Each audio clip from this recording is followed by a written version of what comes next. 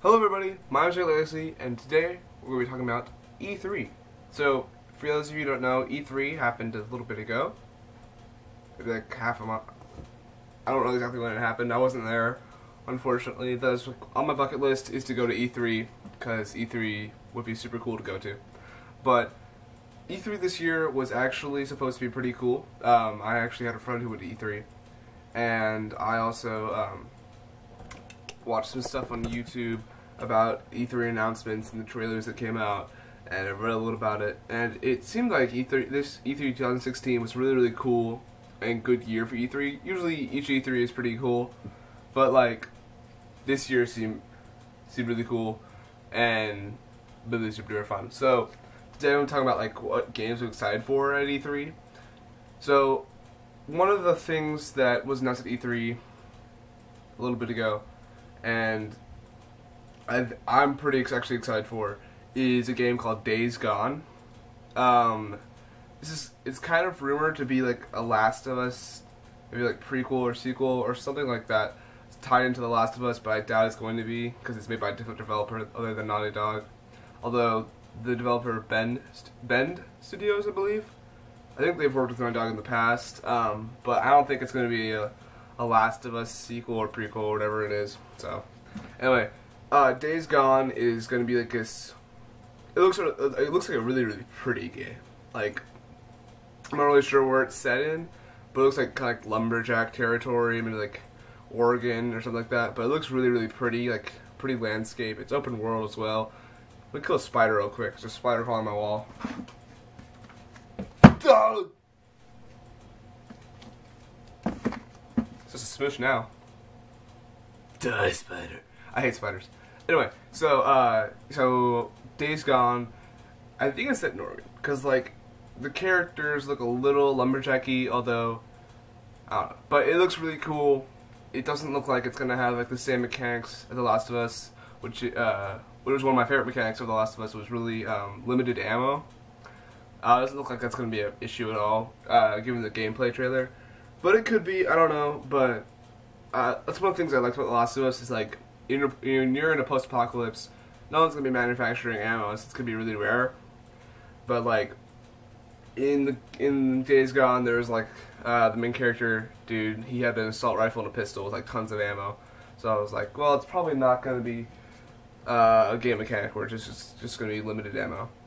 So that looks really cool. Days Gone looks really cool. The zombies, I'm really impressed. Like it's kind of like I've never seen World War Z, but it's kind of like that. The zombies just kind of like pile on top of each other, just running at you, which is like I saw so I watched the gameplay trailer a little bit ago, and it was insane. Like you just have like all of these zombies just flailing, running at you, like at least like 1,000. It's really cool. It's like so much AI for it. It's really it's just unnerving because you just have like at least thousands of zombies just piling over things and going through things and breaking through.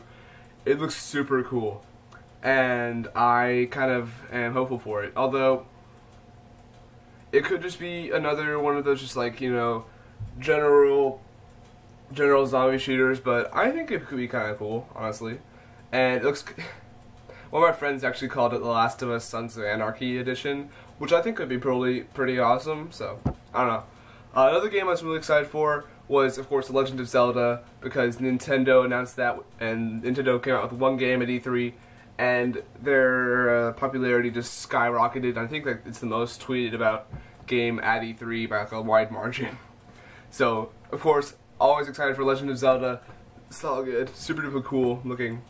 I'm not going to talk about that much because you guys probably already heard about that, and there's not much known about it yet. So, yeah, and probably one of the most excited games. Can't talk anymore. Seriously, I can't talk at all. One of the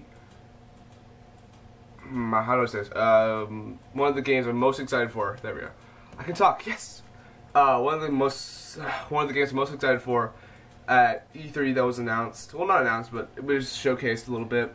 Was God of War. Now, God of War. I had a friend who had God of War, like all 3 games. He said they were fun, but they were like kind of like casual, like not casual games, but like there was games you'd play for fun. You wouldn't really play for like a storyline or like play seriously, really. So they've kind of just been like hack and slash games. So it's kind of like what For Honor is. You know, if you've seen that, Ubisoft announced that For Honor. I'm kind of excited for that, but not much. But the new God of War looks insanely cool. Like, so the first 3 games, I think it was 3. It was Kratos, and he defeated Ares and became the Greek God of War. And now in the new God of War, you're in Scandinavia and in Norse mythology, which is so cool to me. I love Norse mythology. Norse mythology is my favorite like topic out of any like mythos and sagas and legends. That like Norse stuff, Scandinavian stuff is just so super duper cool. I love Beowulf. I love all these like the Tales of Sigurd and all these. I love all of them, and they're so cool. And so when I saw this game, I was like, I think I didn't really click on like a thing like said God of War. I just clicked on it, and it was like a new game, just like E3 trailers and stuff like that. So I was like, oh, this is cool. It's Norse mythology.